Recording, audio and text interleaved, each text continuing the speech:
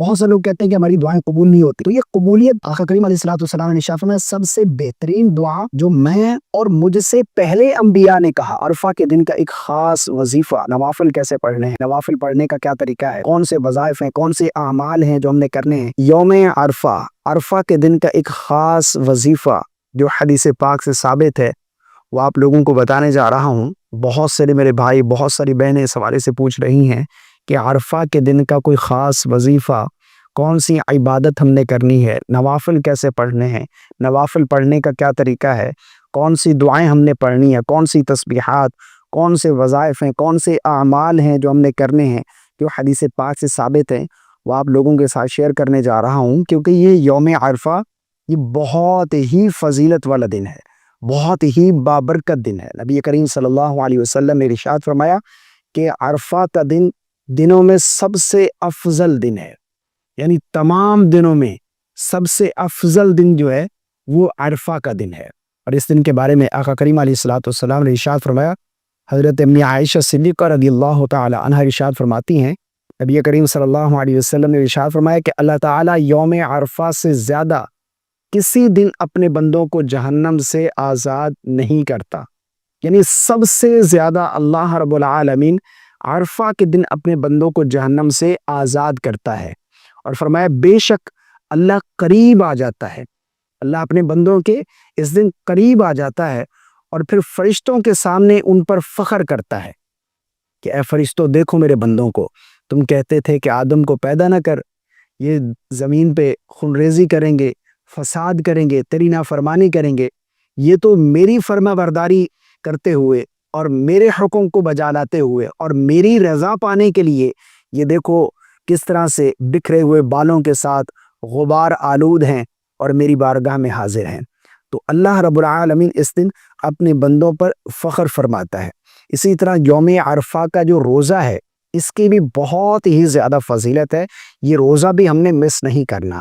یوم عرفہ کے روزے کی فضیلت کے بارے میں آتا ہے، اللہ کے نبی صلی اللہ علیہ وسلم نے ارشاد فرمایا کہ یوم عرفہ کا روزہ گزشتہ ایک سال اور آئندہ ایک سال کے گناہوں کا کفارہ بن جاتا ہے، یعنی پچھلے ایک سال کا اور آنے والے ایک سال کے گناہوں کا کفارہ بن جاتا ہے صرف یہ ایک روزہ۔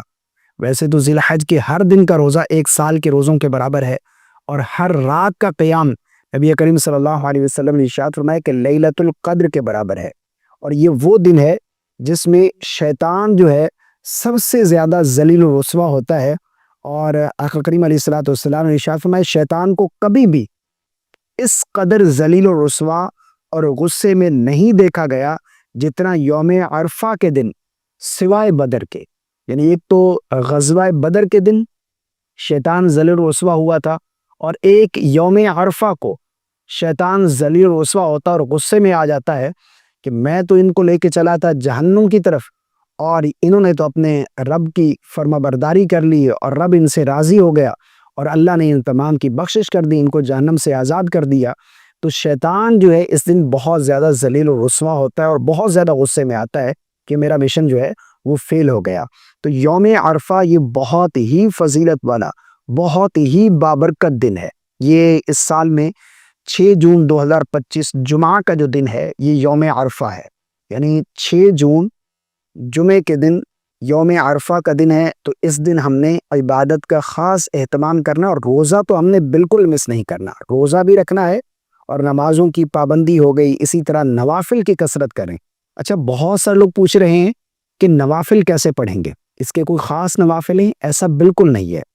نوافل جس طرح ہم عام 2 رکعت ادا کرتے ہیں اسی طرح کثرت کے ساتھ آپ اس دن اشراق کے نوافل پڑھیں، چاشت کے پڑھیں، اوابین کے نوافل پڑھیں، ٹھیک ہے نا۔ اور اس دن تہجد کے نوافل تو ہمارے مس نہیں ہونی چاہیے، کیونکہ اس وقت ہم سحری کے لیے اٹھے ہوئے بھی ہوں گے اور روزہ رکھنے کے لیے، تو اس وقت ہم نے تہجد کے نوافل بھی ضرور ادا کریں۔ نوافل پڑھنے کا کوئی خاص طریقہ نہیں ہے، تکبیر تحریمہ کریں گے، اس کے بعد سب سے پہلے ہم نے ثنا پڑھنی ہے، تعوذ، تسبیح، سورہ فاتحہ، کوئی بھی سورت ملا لیں، رکوع، دونوں سجدے، ایک رکعت مکمل، پھر دوسری رکعت میں سورہ فاتحہ، کوئی سورت، رکوع، دونوں سجدے، قاعدہ بیٹھیں گے، تشہد، درود اور دعا پڑھ کر دائیں بائیں سلام پھیر دیں گے۔ اس طرح سے جتنی مرضی آپ نوافل پڑھنا چاہیں، جتنی مرضی رکعتیں آپ پڑھنا چاہیں پڑھ سکتے ہیں، ٹھیک ہے نا۔ کوئی خاص طریقہ نہیں ہے اس دن نوافل پڑھنے کا کہ وہ خاص نوافل ہیں جو اس دن پڑھے جائیں. بس اللہ کے سامنے قیام کرنا ہے، سجدہ ریز ہونا ہے، اللہ کے سامنے جھکنا ہے، اللہ سے اپنے گناہوں کی جو ہے وہ معافی طلب کرنی ہے، توبہ استغفار کی کثرت کرنی ہے. تو یہ جو دن ہے یہ بہت ہی فضیلت والا، بہت ہی بابرکت دن ہے. اچھا، اس دن کا ایک اور بھی عمل میں آپ لوگوں کو بتاتے چلوں، ایک وظیفہ جو حدیث پاک سے ثابت ہے. حضرت عبداللہ بن عمر رضی اللہ تعالی عنہما سے روایت ہے، نبی کریم صلی اللہ علیہ وسلم نے ارشاد فرمایا سب سے بہترین دعا عرفہ کے دن کی ہے.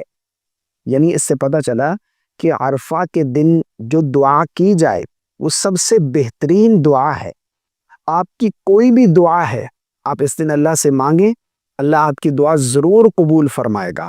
یہ دعاؤں کے قبولیت کا دن ہے. تو عرفہ کا جو دن ہے ایک تو دعاؤں کی قبولیت کا دن ہے.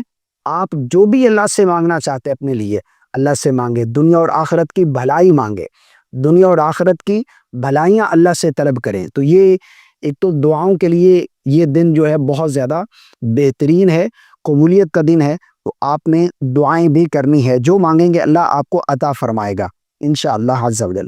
آقا کریم علیہ الصلوۃ والسلام نے ارشاد فرمایا سب سے بہترین دعا عرفہ کے دن کی دعا ہے، اور سب سے بہترین کلمہ جو میں اور مجھ سے پہلے انبیاء نے کہا وہ یہ ہے، لا الہ الا اللہ وحدہ لا شریک لہ لہ الملک ولہ الحمد وہو علی کل شیء قدیر. اس کا ترجمہ کیا ہے؟